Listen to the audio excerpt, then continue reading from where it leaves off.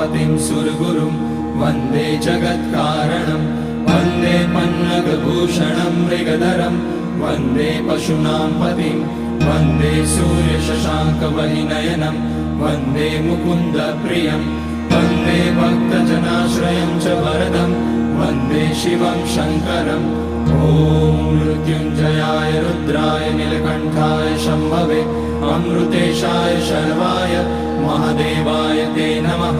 नमस्तेस्तु भगवन् विश्वेश्वराय महादेवाय त्र्यम्बकाय त्रिपुरान्तकाय त्रिकाग्निकालाय कालाग्निरुद्राय नीलकण्ठाय मृत्युञ्जयाय सर्वेश्वराय सदाशिवाय श्रीमान् महादेवाय नमः।